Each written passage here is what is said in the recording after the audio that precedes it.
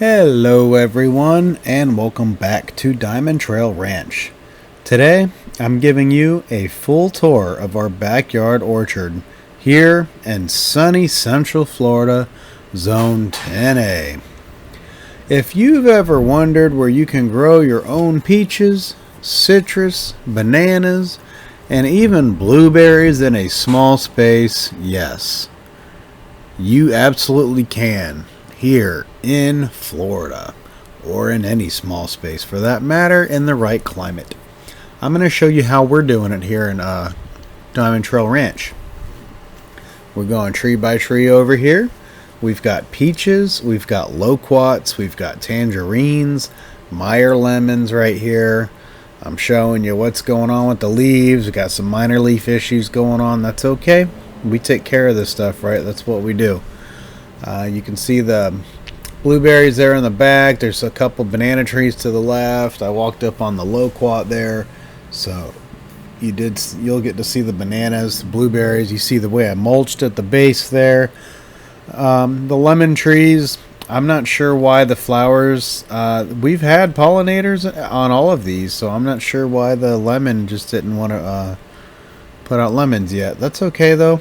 That's why we're here. That's why we're talking about this. We mulch around the base. We feed these plants with nutritious rainwater. We picked each variety based on what survives here in the Florida heat, the humidity, and the very seldom cold snaps.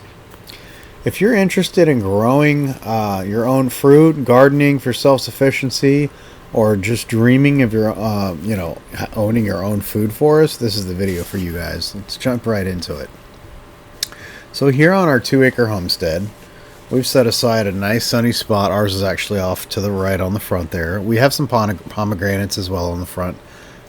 This area over here, though, is just dedicated to just fruit trees. That's what we did with it. We don't have them in exact neat orchard rows. This is a backyard style orchard design to fit our land. It doesn't have to be perfect. We did them in 2 rows of 3, but we got the 3 peaches in a row, but the loquat, the tangerine, and the lemon are on the other row.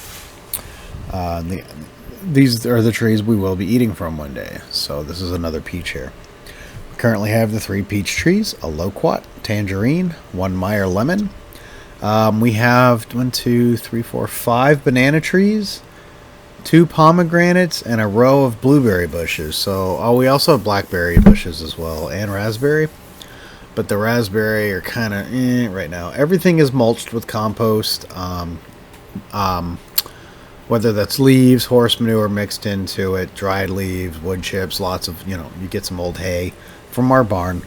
The mulch helps suppress the weeds. It holds moisture in the soil and feeds the trees slowly over time. Let's start with the peaches. This is actually what I'm looking at right here. There's an issue I'm dealing with right now that a little copper fungicide can fix. So I'm working on that over time with the ones I'm picking off there. Peaches, yes, you can grow peaches in Florida. A lot of people actually don't know that. So even down here in Zone 10A, the key is choosing the low chill varieties. You can get the UF Sun, the Tropic Beauties, the Florida Prince. They're all bred to handle Florida winters and still produce a full fruit set. They only need 100 to 300 chill hours. In January or early February, we start to see them break dormancy. I think ours actually were late. They showed up in March, April even. They'll start to bloom with the, absolutely most beautiful pink flowers you'll see. These guys, I love it because they were just sticks originally. We're going to be picking these ripe peaches that blow store-bought ones just out of the water. We prune, hard in the winter time. That's what you want to make sure you do. Removing low and crossing branches to improve their airflow and shape. Peaches love sun, folks. They love sun at least 6 to 8 hours. Ours are in direct sunlight. Well-drained soil. We mound our soil a little bit there. You can see the mulch as well. You let the rain and just that mulchy compost there do the feeding, essentially. These trees are growing fast, and they are unfortunately short-lived compared to citrus, but the fruit payoff is worth it. These trees, ours are very, very young though. So the Loquat tree you saw at the beginning, it's a hidden gem, we like to call it, because Loquats are tough. They are evergreen trees. They are super productive. Once they've been established in place, they bloom in fall or early winter, and by February and March, you're going to be harvesting golden orange fruits with a flavor that's somewhere between an apricot and a mango with a slight citrus twist. They're very awesome. You can see our tangerines trying to come in on this one here. It's very cool.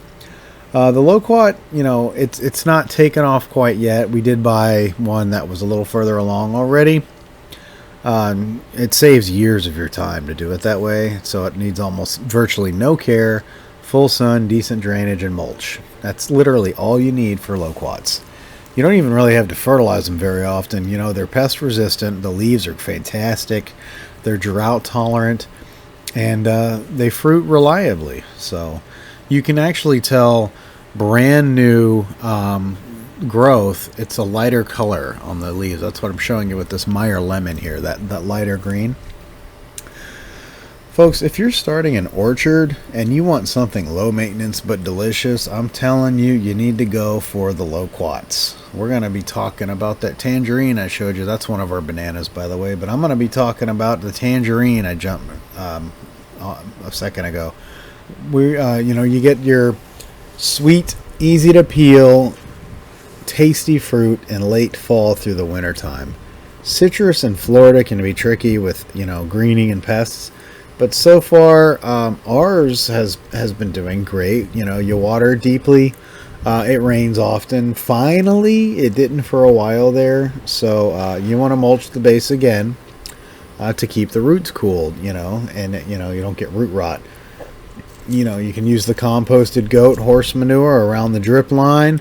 I actually have the drip line pulled back behind these blueberries. It's not there at the moment. It's further at the end because I was mulching, so I pulled the drip line up temporarily. The drip line gives it a nice slow release boost of water, and then when you mix in, of course, your composted mulch, leaves, manure, whether it's goat, whatever, chicken, you name it. It's fantastic. It's a slow release. Tangerines ripen gradually, and they're ready when the fruit gets fully orange and has it's going to have a slight give when you squeeze it. So far, our tangerine tree is a winner, and in my opinion, I think if you love fresh citrus in the winter and want something that's not too big and easy to manage, get one. Seriously. The Meyer lemon tree we're having great success with so far, in my opinion. It's the most used tree in most places. I will say the Meyer lemon is a citrus mandarin hybrid, which means the fruit is sweeter, it's juicier, and more fragrant than traditional lemons. It's amazing. It produces year-round in flush. I would say in flushes, especially if it's healthy and well watered. Ours gives us lemons. You expect them for several months. Honestly, I would say teas, lemonades, cleaning, baking. It's awesome. I love to put it in water. It's good for you. The health benefits, like the citrus trees. It's planted in full sun with composted manure and mulch at the base. We keep the mulch a few inches away from the trunk. You want to anyway. You want to try to do that to prevent rot. And we avoid the high nitrogen fertilizers with the Meyer lemon because they make it go leafy instead of fruity. If you've only got space for one citrus tree, the Meyer lemon tree should be it.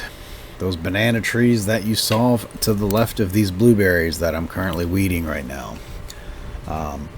Banana trees are a part of our food producing system.